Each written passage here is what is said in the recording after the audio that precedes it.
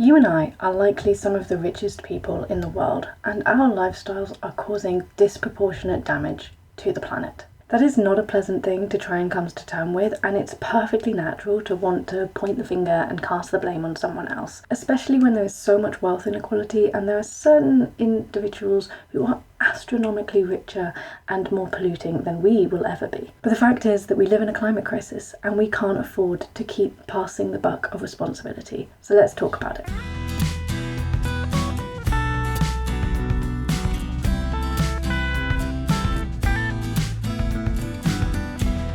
The very fact that you are watching this video means that there's a good chance that you are in the top 50% of earners worldwide.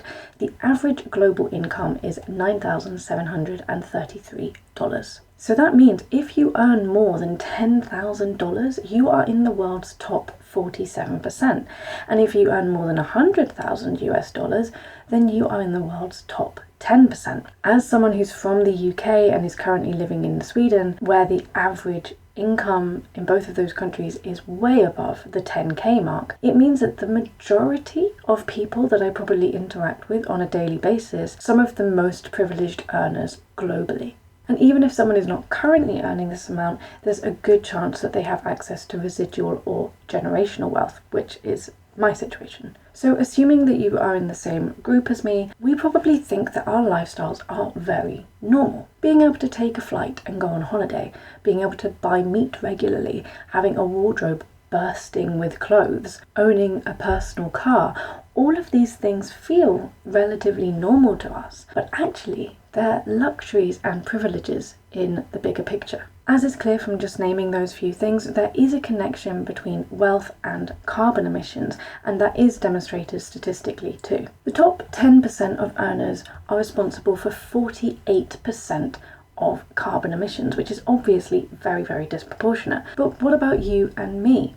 Well, the middle 40% of earners globally are responsible for 40% of carbon emissions. Now that actually sounds quite fair until you think about the fact current carbon emissions or greenhouse emissions are way above what is sustainable for our planet. Now I've been talking quite abstractly, so let's give a really clear example, and I'm going to go with flying.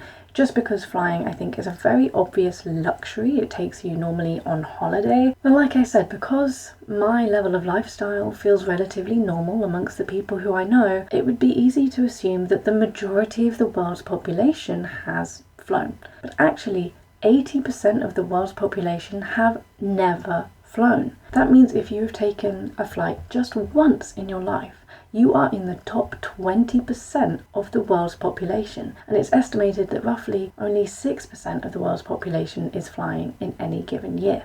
And I hate to say it, but I've done a lot of flying in my past, so I'm probably in the top 10 if not 5% of people. But why does this matter? Well, flying is very, very damaging, and disproportionately so. A single flight from London to Rome carries a carbon footprint of 243 kilograms per passenger, which is more than citizens in 17 countries emit in an entire year. What that means is the thousands, if not millions, of people living in 17 particular countries, their average emissions are less in an entire year than one person emits by taking a single flight. And when you look at it like that, it's so obvious that these things are deeply, deeply unfair and deeply disproportionate. But if we're going to talk about things being unfair, at this point you're probably thinking, well, yeah, sure, I've caused some damage, but what about the billionaires? They're way worse. And you are 100% right. There has been a figure going around recently I've seen on social media. The top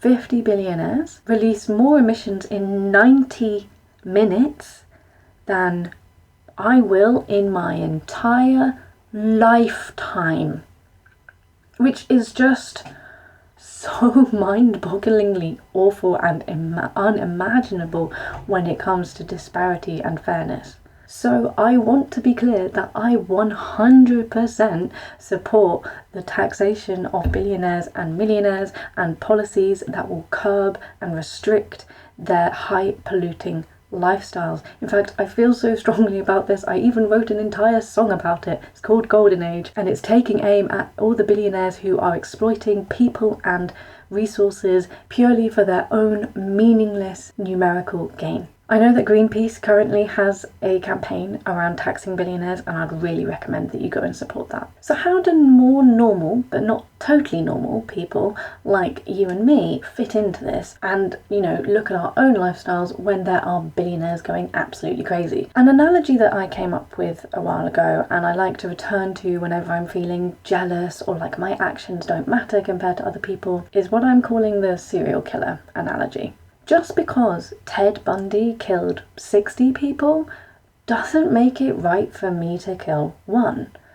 Just because there are genocidal politicians killing tens of thousands of people right now still doesn't make it morally right for me to kill one. Is it fair that those serial killers and war criminals are getting away with killing all of those people? Absolutely not. And we have to work to hold them accountable for their actions and make them responsible. At the same time, we can avoid trying to kill anyone ourselves. Unfortunately, the parallel between mass killing and the climate crisis is actually much closer than we like to think. Global heating and widespread pollution is leading to the death of many people, droughts and famine and extreme weather events. Many people are already dying and will continue to die as a result of the climate crisis. And so when I think about the fact that my actions, my choices, my lifestyle, things that I've had access to has contributed to the death of many people, it's actually a really hard thing to hold emotionally. But something I think we need to face up to more often. In the most up-to-date assessment of global heating, the top climate scientists in the world warned that we only have 3 years left to try and curb emissions, or we're going to go over the 1.5 degree limit of warming that will take us into catastrophic levels of climate disruption. Now, I know that my reaction when I read that was actually quite numbed. Oh, they've been saying that for years, and what can we possibly do about it now? And I say that as someone who's dedicating their entire lives to sustainability. All of these warnings we've had for all of these years up to now, it just makes it more true and more urgent. And they didn't say it's over, they said we've got 3 years. This is not actually the time to give up. I don't think there's ever a time to give up, but definitely not now. We actually do still have a chance to do this. So here's my 2 cents. I think that we should all aim to live as sustainably as possible for our own well-being and for the well-being of others for the rest of our lives. And, work to change the systems that trap people in high emission behaviours. But how about this as something that feels really very achievable? Just 3 years of radical climate action. The primary thing to do, of course, is to get involved with political campaigning and to pressure corporations for meaningful climate action and system change. But we can also work to change what is considered normal just for the next 3 years. Go on holiday, but within your own country, or save up to go interrailing across Europe with all the new night trains. If it's healthy for you to do so, give up meat, just for 3 years. Don't expand your wardrobe unless you find something second-hand. You probably have enough clothes to last you for the next 3 years already. Take a really good look at your banking, or if you're a real proper adult, your pension, and check where your money is being invested.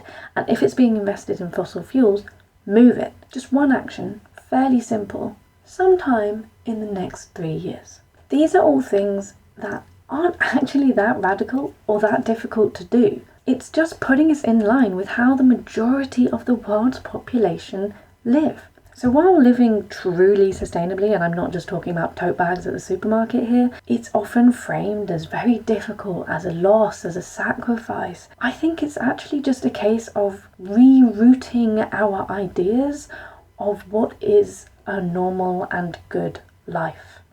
Thank you so much for watching. If you want a bit of catharsis for your anger at the billionaires, which I totally understand, go and listen to my song Golden Age. Plenty of opportunity to scream and shout. Let me know in the comments what changes you have already made or are planning to make to your lifestyle in order to bring you more in line with the limits of the planet. Thank you again for choosing to spend your time with me today, and I will leave you with a moment of nature in her slow and steady wisdom.